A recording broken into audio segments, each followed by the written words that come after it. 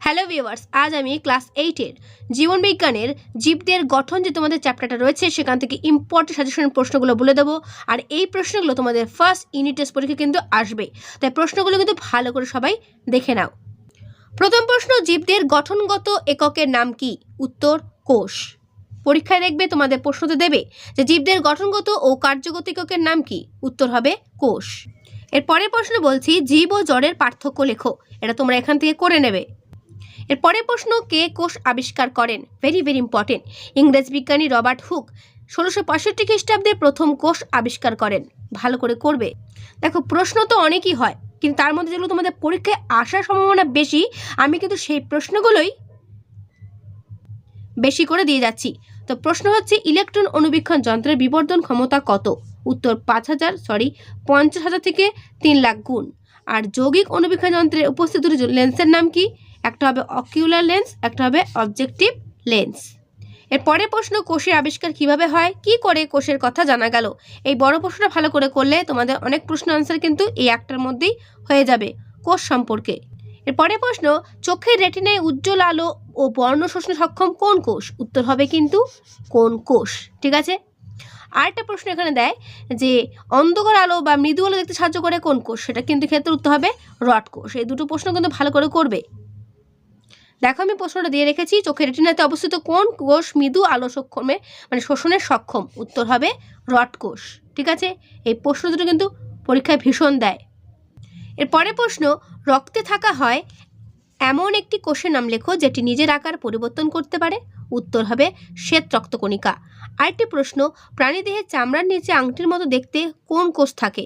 উত্তর হবে চর্বি কোষ। এ কিন্তু আংটির মতো দেখতে হয়। ঠিক আছে। এর পরের প্রশ্ন, কয়েকটি এককোষী প্রাণীর নাম লেখো। দেখো, amoeba, paramecium, euglena, plasmodium, entamoeba. আর কয়েকটি এককোষী উদ্ভিদের নাম, ক্লামাইডোমোনাস বা ডোমোনাস, ইস্ট, ভলবক্স ইত্যাদি। এগুলো ভালো করে মনে রাখবে। এর পরের প্রশ্ন, লোহিত রক্তকণিকার আকার গোল ও দুপাশ চ্যাপ্টা চাকতির মতো হওয়ার সুবিধা কি? বলছে লোহিত রক্তকণিকা দ্বি অবতল, দুপাশ চ্যাপ্টা চাকতির মতো হওয়ায় লোহিত রক্তকণিকার ক্ষেত্রফল বেশি হয়, যা অধিক পরিমাণ অক্সিজেনের সংস্পর্শে আসতে পারে ও বেশি অক্সিজেন পরিবহন করতে পারে।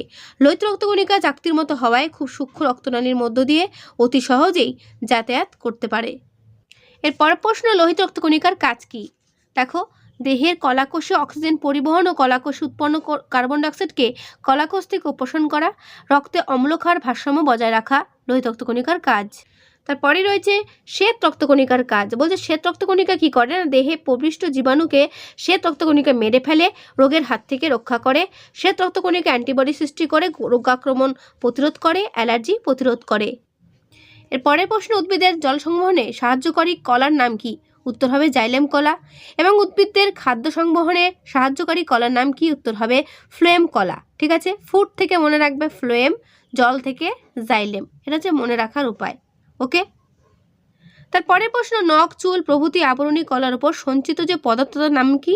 তার নাম হলো কেরাটিন। তারপরে প্রশ্ন, জীবদেহ গঠনের ধাপটি লেখো।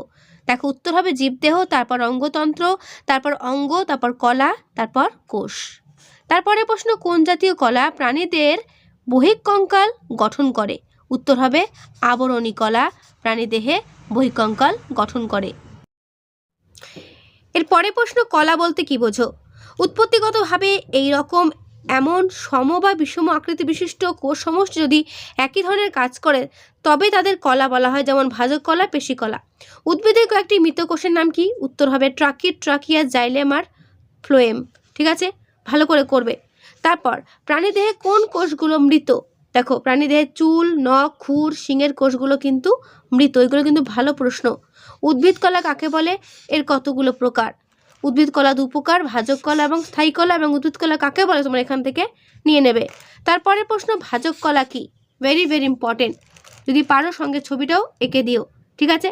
তার নিচে দেখো রয়েছে স্থায়ী কলা বলতে কি বোঝায়। এটা একটা পুরনো বই বলে দাগানো, তার জন্য তোমরা কিন্তু কিছু মনে করো না, তোমরা শুধু উত্তরটা এবং প্রশ্নটা ভালো করে দেখে নাও। ঠিক আছে। এরপর দেখো রয়েছে যোগ কলা কাকে বলে, পেশি কলা কাকে বলে, স্নায়ু কলা কাকে বলে। 3টে প্রশ্নের অ্যান্সার দেখিয়ে দিলাম, ভালো করে নেবে। এরপরে প্রশ্ন, স্বাভাবিক মানুষের দেহকোষে নিউক্লিয়াসে ক্রোমোজোম সংখ্যা কটি? উত্তর হবে 46টি বা 23 জোড়া। ঠিক আছে, অনেক সময় 23 জোড়া দেয়, অনেক সময় 46টি দেয়। উত্তর হবে কিন্তু 23 জোড়া বা 46টি। তারপরে প্রশ্ন, দুটি প্রোক্যারিওটিক কোষের উদাহরণ দাও। ভালো করে করবে। ব্যাকটেরিয়া ও নীলাভ সবুজ শৈবাল। ক্যারিয়ন শব্দের অর্থ কি? নিউক্লিয়াস।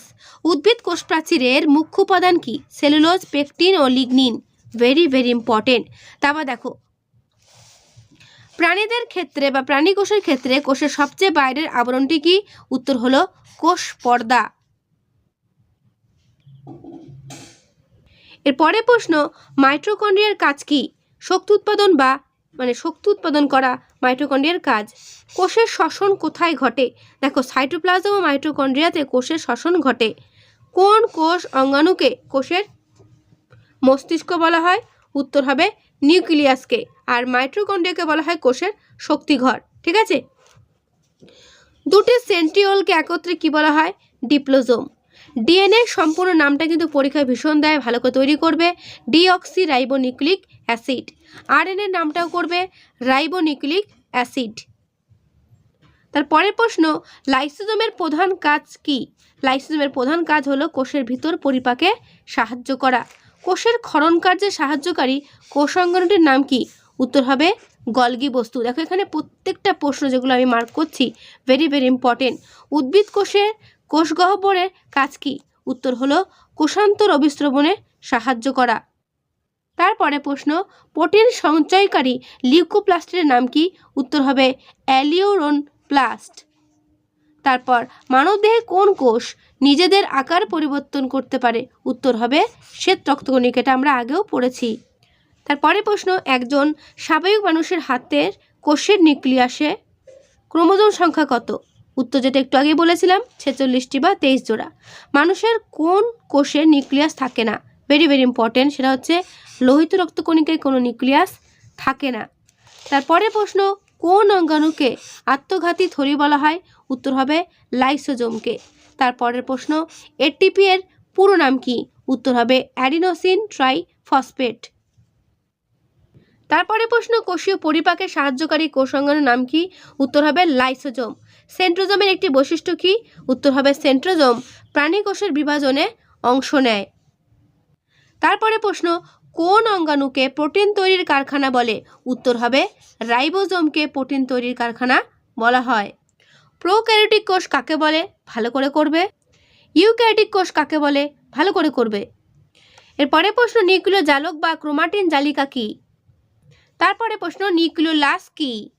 উত্তর সমেত দেখিয়ে দিচ্ছি, এখান থেকে করে নেবে। নিউক্লিয়াসকে কোষের মস্তিষ্ক কেন বলা হয়? Very very important. ক্রিস্টি কি? ভালো করে করবে। মাইটোকন্ড্রিয়াকে কোষের শক্তিঘর বলা হয় কেন? লাইসোজোমকে আত্মঘাতী থলি বা সুইসাইডাল ব্যাগ বলা হয় কেন? রাইবোজোমকে প্রোটিন ফ্যাক্টরি বলা হয় কেন? প্রাইমোর্ডিয়াল ইউট্রিকাল কি? Very very important. প্রোটিন সংশ্লেষে সাহায্যকারী কোষ অঙ্গাণুর নাম লেখো। প্রাণী কোষে নেই অথচ উদ্ভিদ কোষে আছে এমন কোষ অঙ্গাণুর নাম কি? এরপরে প্রশ্ন, মানবদেহের কোন কোষ বিভাজিত হতে পারে না ও কেন পারে না? ভালো করে করবে। প্লাস্টিড কাকে বলে? উত্তর দেওয়াই রয়েছে, ভালো করে করবে। ক্লোরোপ্লাস্টিড কি? ঠিক আছে, ক্লোরোপ্লাস্টিড। তারপরে প্রশ্ন, উদ্ভিদ দেহে কোথায় কোথায় ক্লোরোপ্লাস্ট থাকে তা উল্লেখ করো। ক্রোমোপ্লাস্টিড কি? লিউকোপ্লাস্টিড কি? গ্রানা ও স্টোমার পার্থক্য। সেন্ট্রিওল ও সেন্ট্রোজোমের মধ্যে পার্থক্য। প্রোক্যারিওটিক কোষ ও ইউক্যারিওটিক কোষের মধ্যে পার্থক্য। Very very important. দেখো, আমি পার্থক্যটা তোমাদের পুরোটা দেখিয়ে দিচ্ছি, ভালো করে করবে। ঠিক আছে,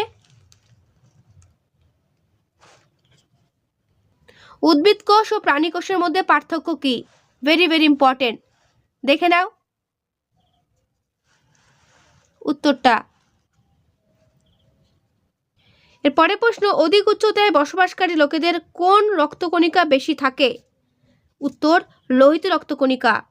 তারপরে প্রশ্ন, ক্যাকটাসের কাণ্ডের কোষে জলসঞ্চয় উপাদানটির নাম কি? উত্তর হবে মিউসিলেজ। তারপর ক্যাকটাস জাতীয় উদ্ভিদে কিউটিকলের কাজ কি?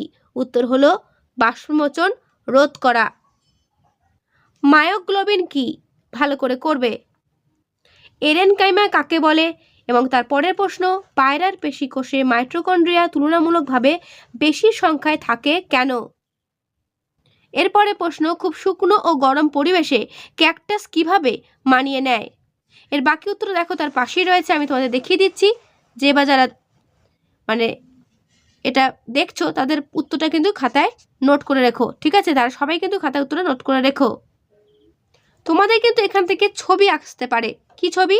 না একটা আদর্শ প্রাণী কোষের ছবি এবং আদর্শ উদ্ভিদ কোষের ছবি। ছবিটা তোমাদেরকে আমি দেখিয়ে দিচ্ছি, চেষ্টা করবে এই ছবিটা আঁকার, ঠিক আছে? তোমাদের যে টেক্সট বই, সেই টেক্সট বইয়ে রয়েছে ছবিটা, ওকে? সেখান থেকেও আঁকতে পারো, এখান থেকে নিয়েও আঁকতে পারো। এখানে সুন্দর করে স্কেচ করে দেওয়া রয়েছে, এখান থেকে এঁকো, নামগুলো পরপর বসিয়ে দিও। এরপর রয়েছে আদর্শ উদ্ভিদ কোষের ছবি। তো উদ্ভিদ কোষ ও প্রাণী কোষটা ভালো করে বাড়িতে প্র্যাকটিস করো, প্রত্যেকেই বলছি, ঠিক আছে? তো তোমাদের জীবদের গঠন থেকে এই হলো সাজেশন প্রশ্ন, এগুলো ভালো করে করো, দেখবে তোমাদের এখান থেকেই প্রশ্ন কমন পেয়ে যাবে, ঠিক আছে? তো আজকের ভিডিওটা কেমন লাগলো অবশ্যই আমায় কমেন্টে জানিও। ভালো লাগলে একটা লাইক ও বন্ধুদেরকে শেয়ার করতে ভুলো না। যদি কোনো প্রশ্ন থাকে সেটাও আমাকে কমেন্ট বক্সে জানাবে, ঠিক আছে? তো আজকে এখানেই, দেখা হবে নেক্সট ভিডিওতে। ভালো থেকো সবাই, আর অবশ্যই মন দিয়ে পড়ো।